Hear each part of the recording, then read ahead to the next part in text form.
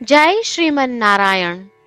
રામાનુજદાસ શ્રીમાન ગટ્ટુ વેણુગોપાલ સ્વામી દ્વારા વર્ણન કરેલ શ્રીમદ ભગવદ્ ગીતાનું ગુજરાતી ભાષાંતર હું આપને કહી રહી છું.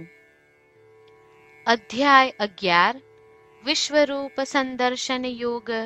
શ્લોક 19. અનાદિમધ્યાંતમ અનંતવીર્યમ અનંતબાહુમ શશિસૂર્યનેત્રમ પશ્યામિ ત્વામ દીપ્તહુતાસવક્ત્રમ સ્વતેજસા વિશ્વમિદં તપંતમ. ઓમ. ગીતાચાર્ય શ્રી કૃષ્ણ પરમાત્મા અર્જુન સાથે આપણને બધાને વિશ્વરૂપ સંદર્શન યોગ શીખવી રહ્યા છે. અર્જુન શ્રી કૃષ્ણને પ્રાર્થના કરી રહ્યો છે કે હે શ્રી કૃષ્ણ, તમારા વિશ્વરૂપનો કોઈ આરંભ નથી, મધ્ય નથી અને કોઈ અંત નથી. તમારા વિશ્વરૂપમાં અપાર શૌર્ય અને અનંત ઉર્જા હોય તેવું લાગે છે. હે શ્રી કૃષ્ણ, તમારા વિશ્વરૂપમાં અસંખ્ય સૂર્ય અને ચંદ્ર સમાન અગણિત હાથ અને આંખો છે. હે શ્રી કૃષ્ણ, હું અસંખ્ય મુખોને, પ્રજ્વલિત અગ્નિને અને તમારા તેજથી ઉષ્ણતા પ્રાપ્ત કરતા આ સમગ્ર બ્રહ્માંડને તમારા વિશ્વરૂપમાં જોઉં છું. આ પ્રમાણે અર્જુન શ્રી કૃષ્ણ પરમાત્માના વિશ્વરૂપનું વર્ણન જેવું જોઈ અને અનુભવી રહ્યો છે તે પ્રમાણે કરી રહ્યો છે. ચાલો આપણે એ સમજીએ કે શ્રી કૃષ્ણ આપણી કલ્પનાથી પરે આ ત્રણેય જગતમાં વ્યાપી રહ્યા છે. ચાલો આપણે આ સમગ્ર બ્રહ્માંડને પરમ શ્રી કૃષ્ણ પરમાત્માના શરીર રૂપે ઓળખીએ અને આ બ્રહ્માંડને કોઈ હાનિ ન પહોંચાડીએ. શ્રી કૃષ્ણ પરમાત્માનું શરણ લઈ આપણા જીવનને અર્થપૂર્ણ બનાવવાનો પ્રયાસ કરતા ચાલો આપણે બધા અર્જુનના શબ્દોનું આ શ્લોક સ્વરૂપે પુનરાવર્તન કરીએ. અનાદિમધ્યાંતમનંતવીર્યમ અનંતબાહુમ શશિસૂર્યનેત્રમ પશ્યામિ ત્વામ દીપ્તહુતાસવક્ત્રમ સ્વતેજસા વિશ્વમિદં તપંતમ.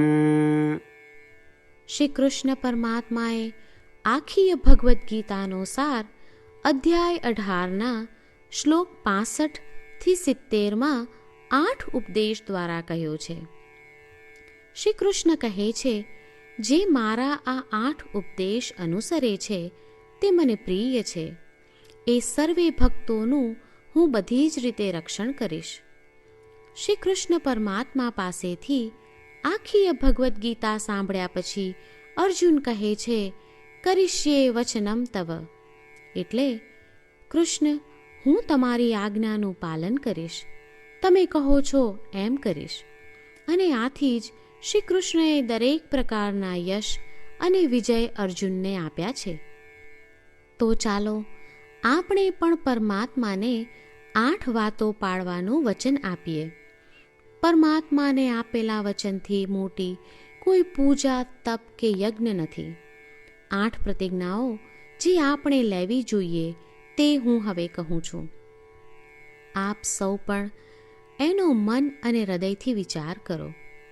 આ રીતે શ્રી કૃષ્ણને વચન આપતી વખતે આપણે સૌ શ્રી કૃષ્ણની હસતી મુખમુદ્રાનો મનમાં વિચાર કરીએ અને પરમ આનંદનો અનુભવ કરીએ. જય શ્રીમન નારાયણ. આપણા 8 વચનો આ પ્રમાણે છે. આપણું પહેલું વચન, હે શ્રીમન નારાયણ, તમારા ઉપદેશ પ્રમાણે હું હંમેશા તમારું ધ્યાન અને ચિંતન કરીશ. આપણું બીજું વચન, હે શ્રીમન નારાયણ, તમે કહ્યું છે તેમ હું સદાય તમારી ભક્ત રહીશ. આપણું ત્રીજું વચન. હે શ્રીમન્નારાયણ, હું મારા કર્મો તમને સંતોષ થાય તેમ અને તમારી સેવા માટે કરીશ. આપણું ચોથું વચન. હે શ્રીમન્નારાયણ, તમે અનુસરવા કહ્યું છે તેમ મને પૂર્ણ શ્રદ્ધા છે કે હું તમારી છું. હું સદાય મારા હાથ જોડી તમને નમસ્કાર કરીશ, તમારી ભક્તિ કરીશ. આપણું પાંચમું વચન. હે શ્રીમન્નારાયણ, હું તમારા શબ્દો યાદ કરું છું. મામેકમ શરણમ વ્રજ, તમે તમારી શરણમાં આવવા કહ્યું છે. શ્રીમન્નારાયણ, હું માત્ર તમારા જ શરણમાં છું. આપણું છઠ્ઠું વચન. હે શ્રીમન્નારાયણ, આપે કહ્યું છે મા શુચ, તમે અમને આશ્વાસન આપી શોક ન કરવા માટે કહ્યું છે, તો હું દુઃખી નહીં થાઉં, શોક નહીં કરું. આપણું સાતમું વચન. હે શ્રીમન્નારાયણ, અમારા કલ્યાણ અર્થે આપે શ્રીમદ્ ભગવદ્ ગીતા રૂપી આશીર્વાદ આપી અમારા સૌ પર કૃપા કરી છે, તો હું દરરોજ ઓછામાં ઓછો એક શ્લોક વાંચીશ અથવા સાંભળીશ એવો સંકલ્પ લઉં છું. આપણું આઠમું વચન. હે શ્રીમન્નારાયણ, હું ગીતાના દૈવી શબ્દો એ ભક્તો સુધી પહોંચાડવાનો પ્રયત્ન કરીશ જેઓ ગીતાથી અજાણ છે. હે શ્રીમન્નારાયણ, તમે કહ્યું છે તેમ કરીશ, તમે કહ્યું છે એમ વર્તીશ અને તમારા માટે જ કર્મ કરીશ. શ્રીમન્નારાયણને આપેલું વચન કે દરરોજ તમે કહ્યું છે એમ કરીશું, એ જ એક મહાન પૂજા છે. તો ચાલો આપણે સૌ દ્રઢ શ્રદ્ધા સાથે પ્રભુ પાસે એક સંકલ્પ લઈએ. શ્રીમન્નારાયણ, કરીશ્યે વચનમ તવ. શ્રીમન્નારાયણ, હું તમારી આજ્ઞાનું પાલન કરીશ. સર્વમ શ્રી કૃષ્ણાર્પણમસ્તુ. જય શ્રીમન્નારાયણ. અનાદિમધ્યાંતમ અનંતવીર્યમ અનંતબાહુમ શશિસૂર્યનેત્રમ પશ્યામિ ત્વામ દીપ્તહુતાસવક્ત્રમ સ્વતેજસા વિશ્વમિદં તપંતમ.